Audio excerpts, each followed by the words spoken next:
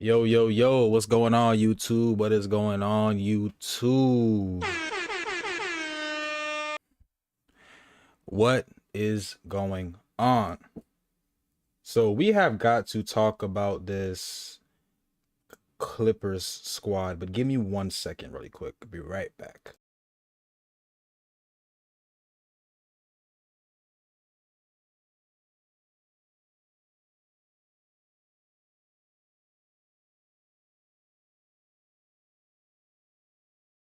Sorry about that interruption, guys. So you see the title of the live stream, guys. The Los Angeles Clippers. They've duped everybody. They duped me, and I'm pretty sure they duped you. Because I know everybody and their mother had this Clippers squad as a top 3 team in the West. Forget a top 3 team in the West. Just a top 3 team in general and a outright contender. But as of this live stream, guys, the Los Angeles Clippers are 4-11.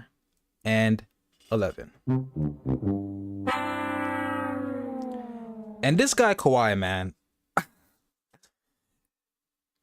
I mean, Stephen A is looking pretty good now, man. I remember when everybody was criticizing Stephen A for basically saying that Kawhi Leonard was the worst superstar in sports due to his inability to be available for his team. Let me see if I can actually find that clip for you guys, because I actually want you guys to hear what Stephen A. Smith had to say regarding that. Hold on. Bear with me for one moment. Where can I find this Stephen A. rant? This is 2 years ago. This was 2 years ago. So here's Stephen A. Smith on Kawhi Leonard being one of the worst superstars this league has ever seen. Was Paul George out, I asked the question, are we sure that Kawhi is going to be available? If you recall, Big Perk, that's exactly what I said to you. And if you remember in 2019, Kawhi Leonard played all 24 postseason games for the Toronto Raptors. Since that time, Kawhi Leonard has played 26 total playoff games for the Clippers. I want to say something and put Big Perk on the screen because I want to see him when I say this. I don't know how many people are going to say this, Big Perk, but I'm going to say it. Kawhi Leonard should be on the list of one of the worst superstars this game has ever seen. That's right, I said it. Because anybody that watches basketball knows I'm obviously not talking about his skills. We know the brother is big time. We know that as a talent, he's a superstar. One who shows up when he plays. I'm talking about in terms of his performance. Oh, I forgot to say this. Make sure y'all drop a like on the live, man. If you're tuning in, if you're watching this video, if it's out, it'll be out tomorrow. Make sure y'all drop a like on the video, man. I appreciate the support. Performs in the postseason arguably better than he performs in the regular season. He is that dude. But when you talk about a superstar that is unreliable, I want somebody to point me out somebody more flagrant than him. You know, you're load managing him all through the season. All through the season. He takes every perk imaginable. You know, we ain't got to even debate all of this. I'm not getting into all of the stuff that he did to get to Los Angeles and what he forced the Clippers to capitulate to in order to acquire him. I'm talking about unreliability. Now, I know Wilbon, my man Wilbon, and I talked about this. We know that the injuries are legitimate. They're not fake. We got that. I would never do that to him or any other player, but especially him. We understand the hard work that he puts in trying to get himself ready or whatever. But when you think about his personality, selling the game, promoting the Clippers franchise, being available. I don't know about you, Big Perk. I'm genuinely sad for Ty Lue. Every time I look at Ty Lue and I see Ty Lue's face, and I see him looking sad or just looking melancholy or whatever the appropriate word is, the first thought that comes to my mind is, what the hell is wrong with Kawhi Leonard now? So you heard what Stephen A had to say, and this came out 2 years ago.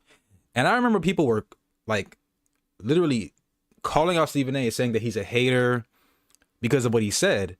Well, Stephen A is looking pretty good right now because Kawhi Leonard, this guy is just not able to remain on the floor. And he is their franchise player. He's the main guy. Which is why I say that this Clipper squad, it's over. It's done. They need to just blow it all up. Because obviously with last night's loss to the Orlando Magic, they're 4-11. Now look at this box score, guys. Look at all these goddamn minuses. This is ridiculous. Now again, this team is ass from top to bottom. From top to bottom. They call this team the Unction. All right? The Unction. Now, people were calling this team the Unction as if though that was maybe a positive thing, but it isn't. It really isn't. It really isn't. Now, James Harden has been doing whatever he possibly can to keep this team above water. Here are his stats against the Magic last night. And with that loss, obviously the Clippers have lost 9 out of their last 10 games. They are 4-11. Now, I don't know if you guys are aware of this, but every single win the Clippers got were against bottom feeder teams. Teams that are complete dog shit. Okay? If you look here, right? Let's go to the games. We're going to get into it, guys. We're going to get into it, man, because this is absolutely insane. Okay, so look. The season started on the 22nd of October, right? Yeah, preseason here. Where is it? So they had their first game of the season against the Jazz, and they lost. They lost to the Suns, but beat the Trailblazers, who, I mean, nobody thinks the Trailblazers are a good team. The Trailblazers are ass, okay? Lost to the Warriors. They beat the Pelicans, who, by the way, outside of Kawhi Leonard, as far as, you know, being one of those stars that are just not available, Zion Williamson is up there as well. The Pelicans and Clippers organization, both those organizations are just horrible organizations. But as you can see here, every single win the Clippers have gotten were against bottom feeder teams. Okay? Now, I want to show you guys a couple of stats that Clutch Points dropped. Shout out to Clutch Points, man. This Clippers team, man, they're just old. They're old. They look old. They move old. And they're just not able to keep up with the young, fresh legs that is in this league. Now, let me pull up this stat if I can find it. Where is it? Just had it here. Here we go. Now, as a matter of fact, I want to go into the Clippers offseason moves. Because the Clippers, and the reason why I say the Clippers duped everybody was because,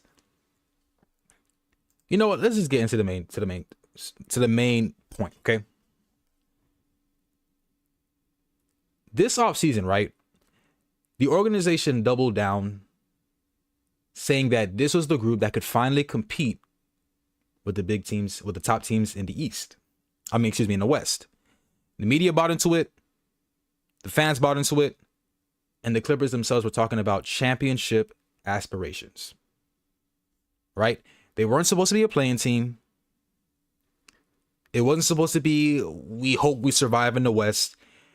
People were saying that this team was going to be up there with Denver, OKC, and I wouldn't put Minnesota up there. Minnesota's like the second tier, I guess you can say, but Denver and OKC definitely. They were definitely putting the Clippers up there with them.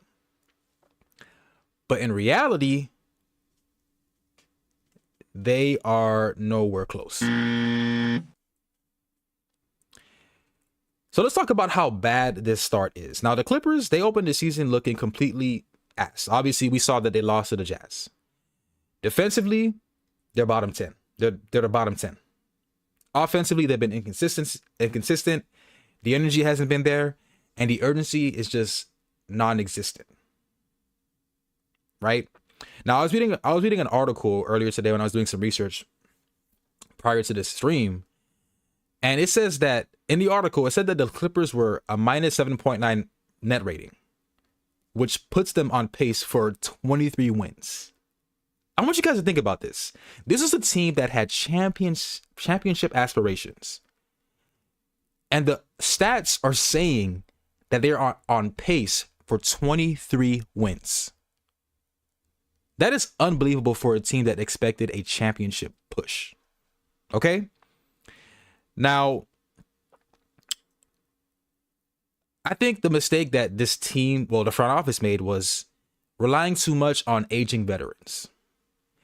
If you look at the at some of the offseason additions, offseason moves that they made, right? Let me put this here. Can I put this here? Okay. The Clippers made some additions. They added Bradley Beal. They signed him to a multi-year contract after a buyout with the Phoenix Suns. They acquired John Collins in a 3-team trade from the Utah Jazz. They acquired Brook Lopez, who they signed him to a 2-year contract. And they signed Chris Paul. And I remember Chris Paul saying that this is probably not going to be the last year of his career. I ain't gonna lie, Chris Paul, I think it may be time to hang it up, brother. It may be time. Because I'm not even against these other guys. I have no idea who the fuck these people are. But the fact is, this team relied on old-ass players. And what makes it worse is Bradley Beal was recently injured. He's out for the rest of the season. And Bradley was supposed to be the game changer for the Clippers. Right? Let me pull this up here. Oh, let me see. Where is it? Where's the report? Let me do this. Where is it? Okay. So, for those who aren't aware, Bradley Beal needs season-ending hip surgery. Says LA Clippers guard Bradley Beal has fractured his left hip and will undergo season-ending surgery. Now, Bradley Beal was absolute trash for the Phoenix Suns. And I'm not going to lie. I'm not going to sit here and act like I wasn't in that same group of people that were saying that this was a great move for the Clippers acquiring Bradley Beal, given his history. Now, granted, he was ass with the Suns. Now, I pointed that to the fact that there was absolutely zero chemistry between him, Devin Booker, and Kevin Durant. They just didn't figure it out. But when Bradley was with the Washington Wizards, granted, they were ass as well. He wasn't really playing for nothing, but he was still, I think he led the league in scoring at one point. He was at least top 5. But Bradley Beal being out for the season is a huge blow to this Clipper squad. It's a huge blow. Now, let me move on to the next point.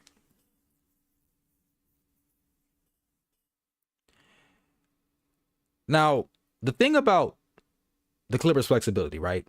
They essentially pushed all their chips and they don't own their first round pick. So they can't tank. They can't rebuild. They can't pivot. Because right now, OKC, I believe, has the rights to the Clippers 2026 pick. And I think they also have the 2027 unprotected pick. The bottom line is this. The more ass the Clippers are, the more happier the OKC's organization is. Because it's looking like OKC's going to get a top 10 pick in the lottery at least. And this is just horrible, man. This is horrible, man. Now, the thing about the Clippers is I was talking to a friend of mine the other day who was an avid Clippers fan. And I remember when everybody was saying, oh, do you guys remember when they were talking about the Battle of LA against LeBron and Kawhi?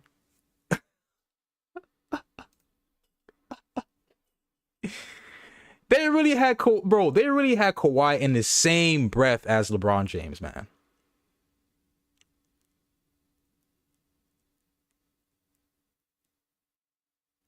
This Clipper squad is in poverty, man. From a team that many people were, and I feel like a lot these like when Kawhi and Paul George went to LA, all of a sudden there was a bunch of Clippers fans, and I'm like, where the fuck did these guys come from? And now today, they're sitting near the bottom of the Western Conference with a negative net rating, aging stars, and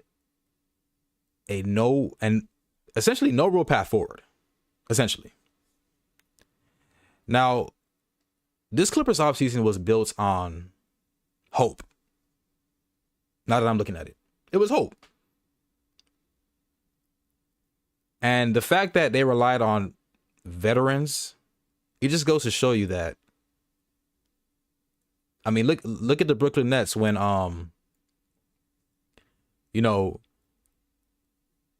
Kevin Garnett, you had Paul Pierce there. That didn't work out. Aging teams with aging stars and aging role players is not the formula to win. And the Clippers fell for it, man. We all fell for it.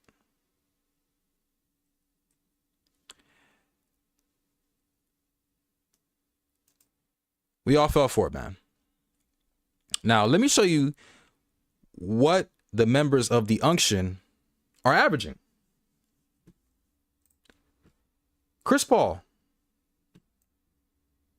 the head of the Unction, he's averaging 2.5 points per game. Brook Lopez, 6 points per game. Nick Batum, 4 points per game.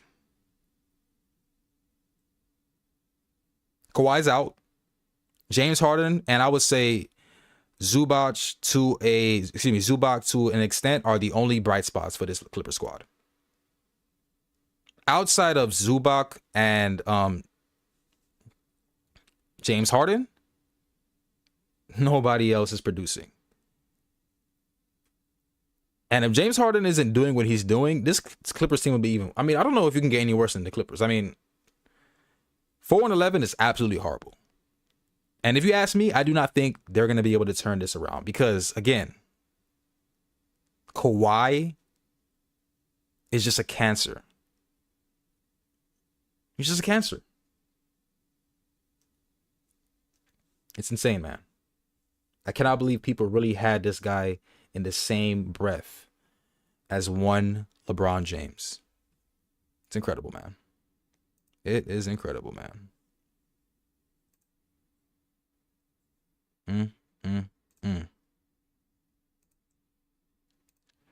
Let me end it with this post. Let me end the live stream with this post that I saw, right? Where it says breaking. The Clippers are the epitome of dog piss. It says the Clippers are 1-9 in their last 10 games and currently sit 12th in the West. Keep in mind, this is the year they went all in after trading for Bill and signing Chris Paul. It gets even worse when you remember that OKC owns the Clippers' first round picks this year. This is an absolute travesty. The Thunder really might get Dybonsa. I think that's how you pronounce his name. Yeah, man. Sam Presti's looking really, really, really good today, man. Really, really, really good, man. Really, really good. Taking Team seeing OKC in the lottery. This is fucking crazy, dog. Oh, man. Imagine seriously believing Bradley Beal was the answer. Yeah, man. It's sad, man. This Clippers squad is fucking trash, man. This whole organization is dog shit, man. This whole organization is absolute dog shit. But that's all I have on this particular topic, guys. Yeah, man, I had to make a live because after seeing that abysmal performance against the Magic last night, I was like, yeah, I have to go live and talk about this. Yeah, man. So I don't know where the Clippers go from here, man. I don't know, man. I don't know. Mm, mm, mm. Well, this is obviously not where the Clippers expected to be, but that's where they are. But that's all I have in this topic, guys. Let me know what you guys think about this, man. If you tuned in, if you were here for even a second, if you clicked this thumbnail and you tuned in, I appreciate your support, man. I don't care if you just looking like, oh, this shit's ass. I already don't care.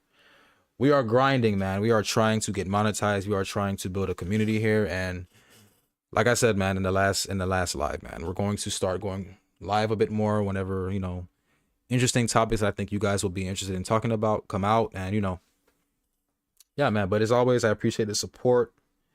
This has been another episode, another show of Bebo Unlocked TV.